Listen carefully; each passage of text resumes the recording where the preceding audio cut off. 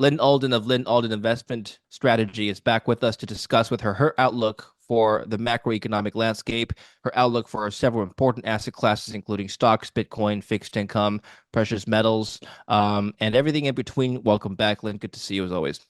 Happy to be back. Always happy to come on. There's a lot of important cross currents going on for investors or anybody interested in the economy overall.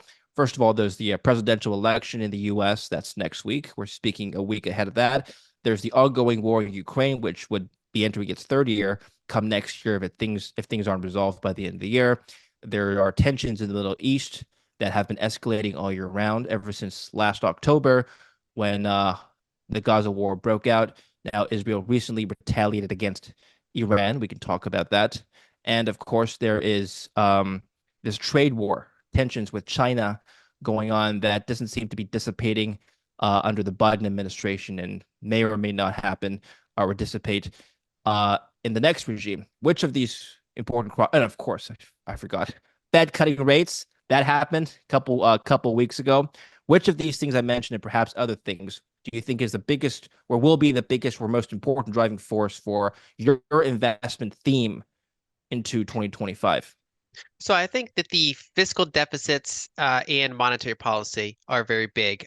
Some of the other ones are factors that, like obviously the war situation could be very impactful, but as a base case, it obviously it impacts human lives and it has all sorts of impacts. But investing speaking, unless we see, for example, major on like oil disruption and things of that nature, which so far the various powers have been generally hesitant to go after.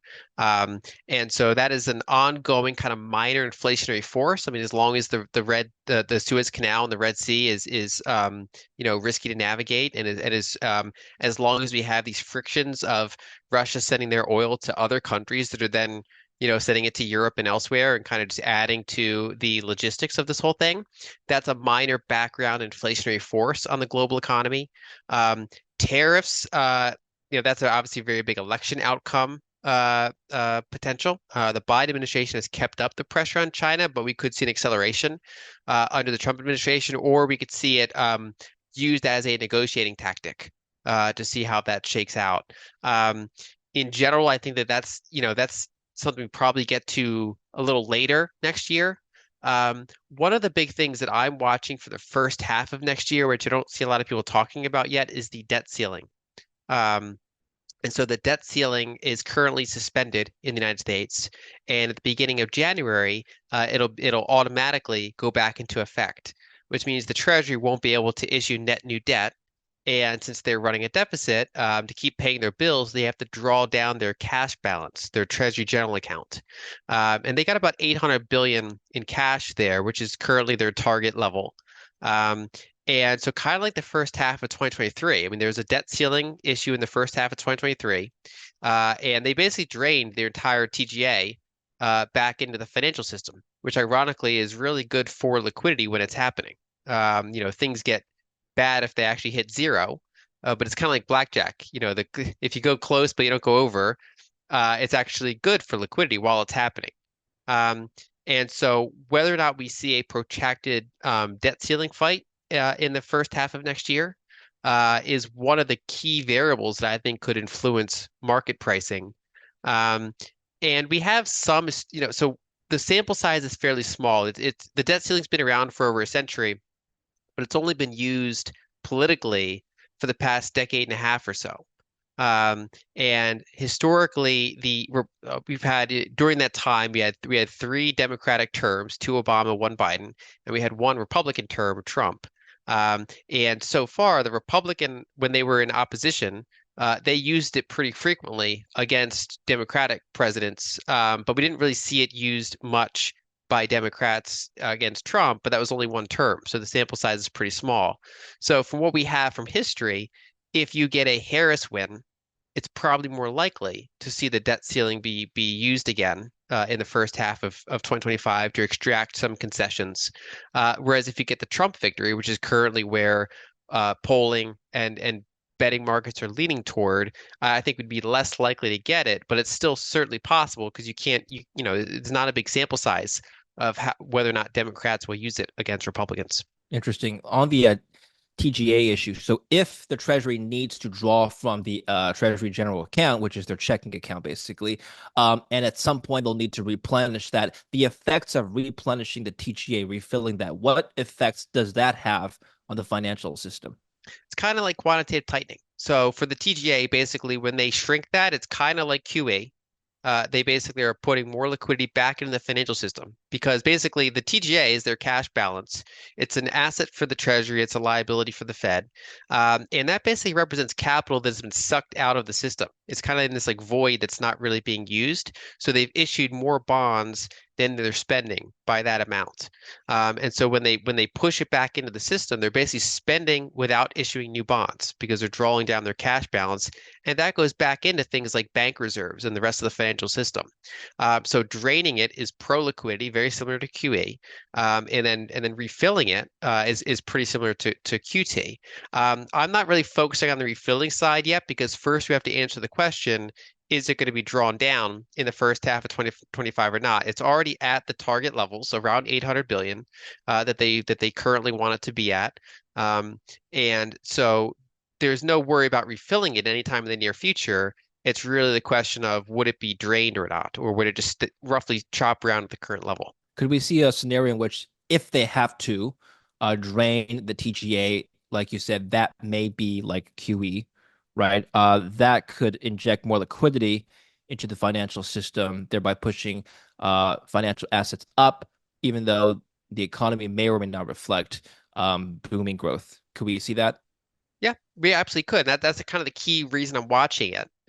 Is that, generally a draining TGA is pretty good for liquidity. It's not the only variable that affects liquidity, but it's a meaningful one. In recent, months, we're kind of at the lower end of workable liquidity in the system right now. So, for example, banks hit their lowest cash position back in March 2023 during the regional bank crisis. Ever since then, they've not dropped below that cash level despite ongoing QT. And that's because the reverse repo facility was drained back into the financial system. And that was in large part because the Treasury issued extra T-bills. They went above their normal allocation of T-bills, and that was able to basically draw money out of the reverse repos back into the system. That was good for liquidity. That's getting pretty close to being drained. They still have a couple hundred billion to go, but that's getting fairly drained. And right now, the biggest variable that matters over the next not the 6 months that start at the beginning of the year, is really what's going to happen with the TGA, because that's such a big force compared to some of the other numbers there. For a while, the repo facility that the Fed has was not really used. At the end of last quarter, it was used by major institutions to the tune of about 2 billion, which is very little, but it is a kind of a trend change. So that's something I'll be watching to see if that quarter ends, we'll start seeing more usage of the repo facility because that's kind of indicative that there might be pockets of illiquidity in the system. Before we continue with the video, I'd like to tell you about the precious metals sector. Now, gold, as you know, hit record highs in 2024. So the question on everybody's minds is, what should we be following and tracking in relation to gold? Well, I'm here to tell you that Stellar Gold is a name to watch. Stellar is a leading gold developer with two cornerstone gold projects in Canada: the Tower Gold Project in the prolific Timmins mining camp, and the Colamac Gold Project in the Northwest Territories. The company has a massive global mineral resource estimate, one of the largest in Canada for a gold developer. Its young and ambitious management team, with a track record of success, is aggressively advancing its projects and is determined to unlock significant value. If you're looking for a team who is as enthusiastic about gold's future as you are, then check out stlrgold.com/David Lyn in the link down below, or scan the QR code here, where David Lyn viewers can sign up for their macro gold newsletter to get inside knowledge and updates for free. Let's talk about the stock markets first. Biden and Trump have both seen stock markets rise, at least for the first half of their term. Of course, in 2022, we had a bear market, but in 2021, the stock markets and risk assets continued to rise all throughout Trump's presidency, throughout 2017 to 2021. There were periods of volatility, of course, but the general direction of the stock markets happened up. Could anything change this time? Yeah, certainly. I try to not look too much into seasonality or presidential election cycles, even though they are relevant. I don't just think that that's the only variable that matters. During the first half of the Trump administration, the market was kind of rapidly pricing in tax cuts. So that, they did tax cuts without, for the most part, corresponding spending cuts. And so they basically did a stimulus when we already had an economic expansion. So it's kind of like rocket fuel. And then for the Biden administration, the first year was still fairly early in the recovery from the lockdown induced recessions, combined with stimulus that started under the later years of Trump with the stimulus checks and then continued under Biden. And so those were both pretty notable. Um, you would generally expect that if we get a Trump victory, probably the market starts pricing in another round of tax cuts of some sort. Um, and if we get a Harris victory, it's a little bit more complex because she has a mix of wanting to increase some taxes while keep others low. So we have to remember that some of the Trump era tax cuts automatically expire by the end of next year. Well, Um, what happened in 2022 when the stock market, the S&P fell about 26% from January to its lows in the summer? Was that a result of fiscal policy? a little bit fiscal. I think a lot of that was monetary. So the fiscal was mostly wore off by that point. There was fewer kind of direct stimulus compared to 2020 and 2021. Then you had central banks around the world tightening interest rates, right, rising interest rates, and you had quantitative tightening. So that whole year was just down liquidity, rising rates, and fiscal that was way less intense than 2020 and 2021. By the end of that year, that's when you started to get the Treasury offsetting some of what the Fed was doing. They started issuing more T-bills. The reverse repo started draining back into the system. There's even been a paper by Nouriel Roubini and others called like activist treasury issuance that is like been cataloging how since the end of 2022 or especially since in 2023 the treasury's been offsetting some of what the Fed's done for tightening. So 2022 is kind of the worst case for liquidity, fiscal, monetary all at once. Whereas in the other years, it's been more of a mixed bag. On the economy, the unemployment rate has continued to go up ever since basically 2022. Is there a scenario in which this could reverse under a certain regime? I think we're seeing a rotation to some extent. We've seen we've seen a lightening from some of the interest rate sensitive industries. They're the ones that have been kind of more impaired in this. Um, and I think what's interesting is that by some metrics, we had a recession in 2022, even though we did not have an NBER defined recession. So we didn't have an unemployment cycle, but we did have a credit tightening cycle. So if you look at senior loan officer surveys, banks got as tight for credit as they normally do in recessions. We also had rapidly slowing loan growth as a result of that credit tightness. And if anything, we're kind of coming out of that now. So we've been in this like environment, and also if you look back at that 2022 period, consumer sentiment reached recessionary levels, and the misery index, which is the sum of unemployment and inflation, that reached recessionary levels, obviously because of the inflation more so than the unemployment, which was pretty low. Um, and now we're seeing there's less extreme negative for consumer sentiment. There's less extreme misery index. There's less extreme, banks are getting a little bit less tight with their credit than they were. So many of those are actually improving. But then the one variable that is starting to get pretty heavy is the whole unemployment situation. So continuing claims hit a new cycle high just recently. Um, my general base case is that probably continues to inch up somewhat. But I do think that it'll probably reach a lower peak in this cycle than in many other cycles that we're familiar with. I think the 2001 recession is probably the closest recent analog that I would look at, which is to say a fairly mild recession, because in this current environment, when they're running 6 or 7% GDP deficits, we're in a fiscally dominant regime that can override some of the other factors and kind of change how a recession looks to some extent. Are you saying they're going to spend their way out of a recession, Lynn? To some extent, it's more like, so there's two types of recessions. There's a classic disinflationary one where it's negative. It put downward pressure on demand and prices. Some percentage of people lose their jobs and they have very negative consequences from that, but the majority of people don't lose their jobs and are relatively unaffected. Maybe they get a little bit more nervous around their jobs, maybe they get lower raises that year, but they're relatively unaffected. Then there's the more inflationary type of recession where the release valve is not really unemployment, it's debasement. And this is more common in emerging markets where, the currency gets cut in half relative to the dollar. Everybody has more pain when they're buying anything, especially that's imported. I experienced this when I go to Egypt. My family there, and friends there, they all report that it's harder to buy a car than it was, 3 years ago. It's harder to buy a computer than 3 years ago. All the prices of everything are up, even though it's not really like this unemployment cycle. And so basically, when you're running really hot fiscal in a recession, you can dampen how disinflationary it is, and you can dampen the unemployment to some extent. But then instead, it comes out in debasement and inflation, most likely. Let's talk about inflation now. So, do you think there will be an administration, Harris or Trump, that would be more inflationary, or does it not matter? So it's hard to say for sure. I don't, it depends on how far they go into tariffs. In general, we probably expect to see a little bit more stimulus out of the Trump administration. It's generally a little easier for them to, I think, to get their tax cuts through.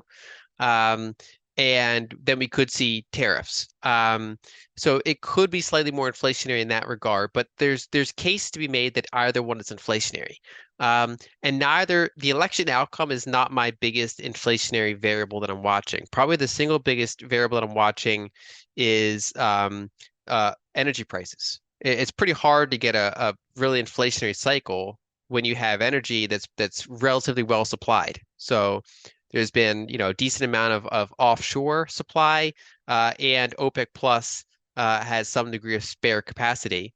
Um, and so as long as you don't have war take out major oil facilities, um, we also have to see what Trump's going to do with Iran in terms of sanctions. Um, so those are some of the big variables. The other big variable to watch, I think, is Chinese stimulus or lack thereof, because they're a more physical economy than the U.S. Their oil demand has been pretty muted lately for a variety of reasons, and they're the biggest trade partner with most countries in the world now. And so when they stimulate, they trickle out to a lot of other countries, just like the United States does. And so we have a very U.S. centric view often, and the U.S. obviously does matter quite a bit. It's one of the two biggest economies in the world. It has all these implications. But when I look at the Harris versus Trump election outcome, there's a lot of areas where I think that's important. But inflation, it wouldn't be in my top like two things that I'm monitoring. Generally, the energy situation, Chinese stimulus are kind of the top ones, followed then when we get down to election things, things like tariffs and things like who's going to stimulate more, that kind of stuff. Okay, so fiscal and monetary policy still have more of an important role to play on inflation. Is that what you're saying? Yeah, fiscal policy, monetary policy, and then just the current physical state of energy. So What whose energy is disrupted or not, and what is kind of total global demand for energy, which the United States and China are both kind of the big levers. Well, the if you look at the BLS CPI index, and if you just strip away everything else and just look at energy, the latest reading was negative 6.8%. So energy, oil, as you know, has been falling. What is your base case, notwithstanding an eruption in the Middle East, notwithstanding more wars? What is your base case for oil going forward?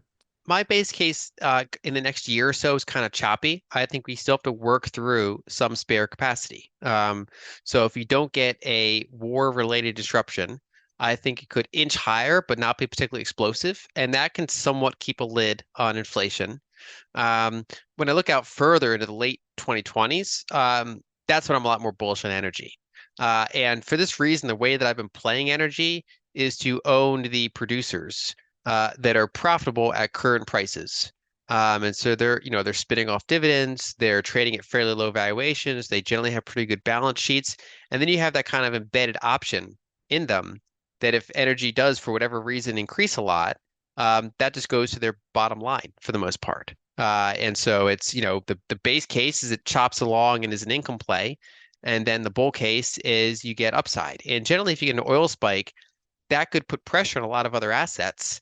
And so for diversification purposes, it really helps to own the things that benefit from an oil price spike should it occur. The plan that Donald Trump has proposed, which is to eliminate income taxes and replace that revenue offset with tariffs. That was the case for the U.S., I believe, early 20th century, late 19th century. Could it work again now?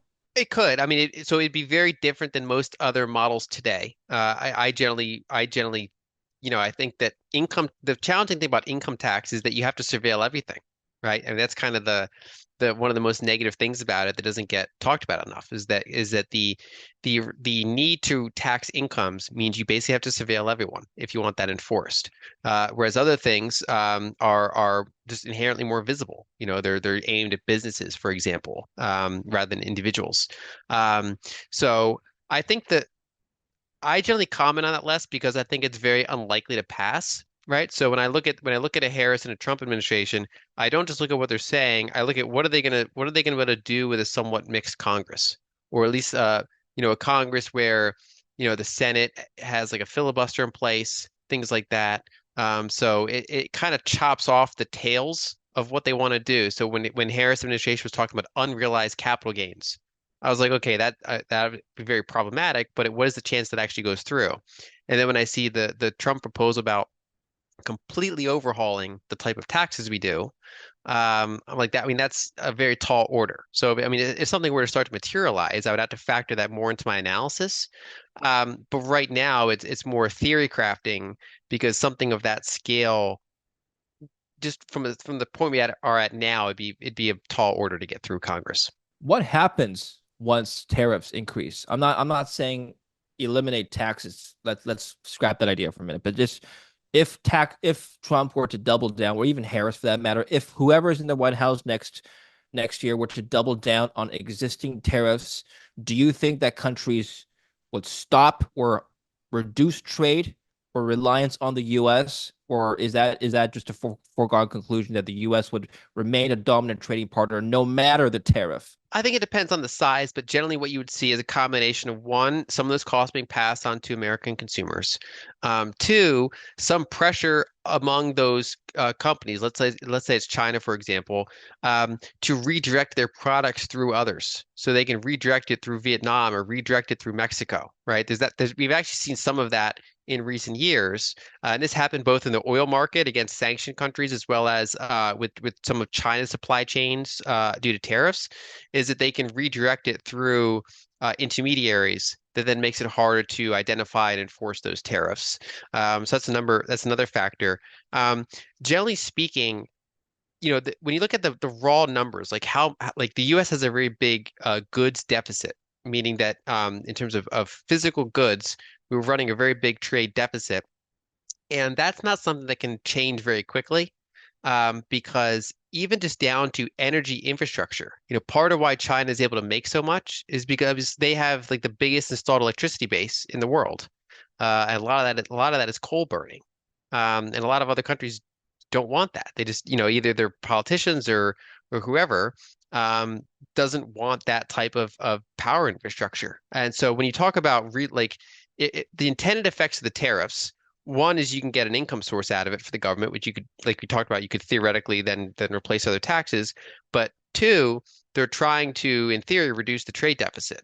The challenging thing is that because tariffs can impact quickly, but those supply chain rotations take years to do, um, that period tends to be fairly compared to the baseline of not doing that tends to be somewhat inflationary because you can't, it's not like you just have a supplier ready to go in the US or ready to go in Mexico. It takes this kind of this shuffling of logistics, and that is basically a disruption which can go through a period of higher prices. On Fed policy now, you mentioned that much of your inflation outlook will depend on both fiscal and monetary policies, but the Fed is looking at inflation data to make their monetary policy decision, as well as labor market data, of course. Is this not a chicken and an egg problem? Like, which comes first, inflation or Fed policy here? So I think that the Fed policy is only partially looking at inflation. I think they're looking at other variables as well. Um, Back when they were fighting inflation harder in the early 2023, when we had a regional bank crisis, they favored kind of saving the banking system over getting inflation down as quickly as they could. And now they're cutting interest rates while inflation is still above their target. It's down, but it's above their target. In addition, the Fed only has a handful of levers to deal with inflation. So what the Fed does with their interest rates is that they try to encourage more borrowing, like more credit creation, or they try to slow down credit creation, depending on if they're trying to stimulate or they're trying to fight inflation. And the problem is that in the current environment, bank lending is only a small percentage of money creation. The fiscal deficits are a bigger component of it. So back in the 70s, bank lending was a bigger aggregate amount than fiscal deficits, whereas now, they got bank lending to a very low level. Overall private credit growth, they successfully got it to a pretty low level, but that when they're running 7% of GDP deficits, there's still this like high watermark that's hard for the Fed to deal with. So, and they're not really interest rate sensitive. If interest rates go up, their deficits get even bigger. And they don't really cut spending based on the deficits. And if they were to have dysfunction in the treasury market, that you'd see the Fed step in and assist with it. So I think that that's one of the complicating things is that when the factors of inflation are outside of their control, they're not exclusively looking at inflation anymore, and instead they're looking at a holistic thing of inflation, banking system stability, treasury market stability, and so some of those things can lead them to be more dovish than you'd otherwise expect from the inflation data that they see. What is your base case expectation for Fed policy next year? How many cuts are we getting? I'm looking at the CME Fed Watch tool into July 2025. There's a significant probability of around 350 to 400 basis points, which would be about 75 to 100 basis points lower than today. Is that in line with your expectations? Yeah, my base case is looking for at least 50 basis points of cuts, and we'll see what the data says to warrant more of that. I try not to look too far ahead because the market, they'll price in 7 cuts at one point, and then like a quarter later, they're pricing in three. And so instead, what I'm generally focusing on is like we're expecting mild cuts. The problem is that doesn't necessarily translate into borrowing costs going down. We saw, for example, with this 50 basis point cut, long end yields went up. And that is historically pretty unusual in modern history for them to cut rates by that much, and then like the 10-year Treasury and mortgages go up. And that's close to what actually businesses and people are borrowing at. They're not borrowing at Fed funds. They're generally borrowing in the middle of the longer end of the curve. And their interest rates didn't really come down. We still have a partially inverted yield curve, which means that, again, short end cuts might not really affect borrowing costs. And an argument that I made earlier this year is that even when we get a fairly substantial cutting cycle, like let's say when we go down a total of like 150 basis points from the top, um, we're probably still not going to get a very big like refinancing cycle because so many people already locked in low long rate debts at even lower levels. So this will be the first cycle we probably don't get a lower low in interest rates, either short end or long end. And that means that while it does help, say, small businesses, and it does help some of the unlucky people that took out mortgages at like the peak. It doesn't really result in this really big refinancing cycle. Same thing for investment grade corporations. A lot of them have locked in pretty long duration debt at low rates. And so interest rate cuts are not very impactful for them. Even some of the biggest names in the S&P 500, like Alphabet, for example, they have more cash than debt. And so actually lower interest rates, if anything, are mildly hurt them because if they're like they've locked in a little bit of a long-term fixed rate debt. They're holding a cash balance that earns interest. And if we cut interest rates, get less interest income. And so we got this kind of like top heavy system that I think is not going to be very responsive to interest rate changes. So people will be focusing on, is it going to be, by X date, is it going to be 50 basis points of cuts? Is it going to be 75 basis points of cuts? Is it going to be 100? And while that matters, I would generally argue that it matters less than people expect because this is not a credit-driven cycle. It's a fiscal-driven cycle. And so the fiscal side is more impactful. What about the consumer? How impactful are Fed rate cuts to the consumer? If you take a look at the latest retail sales data, for example, that came out a couple of weeks ago, the September retail sales data rose by, or retail sales overall in the nation rose by 0.4%, which is a little bit more than expected. That coincided with a 50 basis point cut. I don't know if that cut, which by the way happened in the middle of the month, had a lot to do with more spending from consumers. What's your take? So I think it does not matter that much for consumers that have assets and that already have a locked-in mortgage from the past cycle. So that locked in a mortgage under 3.5% or so.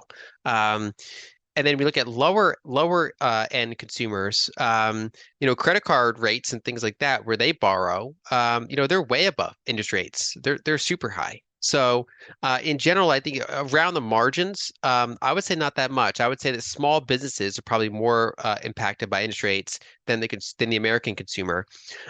Where I think U.S. interest rates, ironically, could matter the most is globally, because there are many other countries trying to protect their currencies relative to the dollar. And the dollar's got fairly high interest rates. And a lot of those other countries have more variable rate debt. And so if the US cuts its interest rates moderately, it might not impact America that much because we've got a lot of locked in fixed rate debt already. But all those countries that have more variable rate debt, if they're able to trim their interest rates, that actually can impact their consumers and businesses a little bit more rapidly and thoroughly than in the US. And so you could actually have a global led recovery partially due to U.S. interest rate cuts, is ironically how this could go. Finish up on markets and a few other assets we haven't talked about, including precious metals and Bitcoin. You've often said that Bitcoin's outlook is a function of global liquidity. So how would you evaluate the outlook for liquidity going to 2025 rather, and ultimately how will that impact Bitcoin? So I'm moderately positive on liquidity for 2025. I think that, as I mentioned before, we're kind of coming out of signs of peak credit tightening in the U.S. And so that's pro liquidity. Um, and globally, we're seeing more stimulus out of China. That's generally pro liquidity. And like we talked about earlier in the interview, what happens to the TGA in the first half of 2025 is a big yes or no variable for what happens with liquidity. You could have $800 billion of TGA money pushed back into the banking system, or not, depending on if the debt ceiling is becomes a protracted battle or not. Um, so I don't really have a big opinion on magnitude, but I generally have a positive view on liquidity for the next 12 months, and therefore my view on Bitcoin is also positive for the next 12 months. They have a lot of correlation together, and the handful of times where we see Bitcoin break its correlation with liquidity, it's often due to valuation extremes. And there's a bunch of different ways to measure Bitcoin valuation. You can look at like on-chain analytics and stuff like that. Generally my favorite is market cap to realized cap, which is to say, market cap is like what's the current price of the coin multiplied by how many coins there are. Realized cap is like the on-chain cost basis. It's like the current value of all coins the last time they moved, the dollar price last time they moved. And so when you get those really big bull runs, sometimes market cap can get way ahead of realized cap. Whereas other times market cap is not that much higher, or it's rare cases below realized cap. And those tend to be less dangerous from like a valuation standpoint. The sentiment and the overbought status is less extreme. So when we look at that, I expect liquidity to go up over the next year, and I don't see any signs of like extreme Bitcoin valuation. That combination generally leads me to be pretty bullish on Bitcoin. Okay, so slightly bullish on Bitcoin. I just want to show you a chart here. Take a look at my screen. This is the S&P 500, the bar chart. Bitcoin is the purple line and gold is the red line. And I just want to highlight the fact that hasn't always been the case. But if you just take a look back at the last couple of years, ever since 2021, they have seemed to have moved. Obviously, right, there's a divergence here, but ever since 2020, late 2021, they've been moving in tandem, which is to say, in 2022, everything moved down together. And then ever since 2023, everything climbed together. Gold, as you know, has been breaching new all-time highs throughout the year 2024. What are they responding to? And I bring this up because it's perceived by the precious metals investors community that gold is a safe haven asset and should theoretically not move in tandem with risk assets, at least not for this long of a period. Well, I think a lot of that is liquidity. It's Okay. similar to the 2000s decade. So you saw gold go up quite a bit that decade, while the S&P 500 also recovered from its post-dot-com lows. So it's not like S&P 500 and gold can't go up together. If you look at emerging markets, often because of the denominators debasing so quickly, stocks and gold are going up together relative to that currency. So I think a lot of this is indicative of liquidity. So late 2022 was the liquidity bottom. And as you see in the chart, that was also the bottom in a lot of these other assets. Um, and so, ever since that period, we've been recovering in liquidity. In the recent liquidity research report I collaborated with Sam Callahan on, we measured how correlated different asset classes are to liquidity. Bitcoin was number one, and then gold and the S&P 500 were also pretty high. Mm. When you get down into like international stocks and bonds, it's less so. In addition, what we've generally seen in this past, like call it 2 years of this rally, is we've seen a rally in quality. So S&P 500, soared back to new highs. Bitcoin's chopping right around its highs. Gold's new highs. Whereas look, for example, at like ARK. So ARK Innovation ETF, Yeah. unprofitable tech stocks, that's still nowhere near its highs. When you look at broad crypto, the vast majority of them are no longer nowhere near their highs.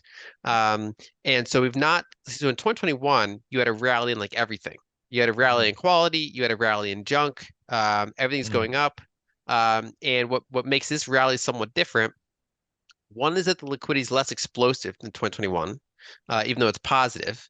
And two, because of the high interest rates and kind of mixed economy, this has been a situation where quality really does matter. It's not just everything going up. It's things that are profitable or that are the best in class of what they do.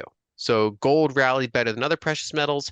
Bitcoin rallied better than most other cryptos, at least anything of scale.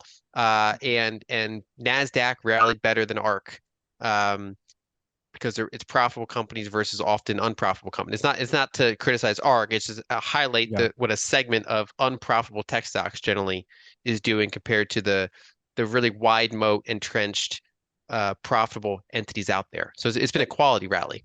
And I guess that in theory makes sense in a normal bull market that is not stimulus induced, right? We don't have investors piling into everything. It's just people Yeah. picking the best of things. Yeah, it's been more selective. Generally you've seen cyclicals kind of, do okay. You've seen Yeah. financials do okay. You've seen emerging markets off their lows, but nothing spectacular. And we look at individual names. I mean, I keep highlighting that Costco is trading at over 50 times earnings. Um, which is, I mean, if anything, that means investors are still feeling very defensive. They're saying, I want to own something that's like completely bulletproof. Um, and they're willing to, in my opinion, overpay for that. And so, yeah, I think it's been a rally in quality, sometimes even a little bit extreme rally in quality. And Yeah. I find I'm someone interested in a little bit less quality stuff, kind of like the moderate quality, you could say, things that are profitable, but they're not overbought in the way that some other things are. So to sum up, Lynn, of the assets we discussed so far, maybe something we haven't talked about, which are you most bullish on next year? For next year. Probably Bitcoin. Okay. I mean, just like, yeah. Right. Fair enough. Thank you. Tell us more about your work. What are you working on these days that we can look forward to? So I still continue to publish my research reports that come out every 2 weeks. I'm active at Ego Death Capital. We do venture capital in the Bitcoin space, and sometimes touching on other things like stable coins and just things of high utility. Um, and so that's kind of where my biggest focus is currently. Okay. Very good. We'll put the links down below. Check them out. Thank you very much, Lynn. Appreciate your time, and we'll catch up after the election. Thank you. Thank you for watching. Don't forget to like and subscribe.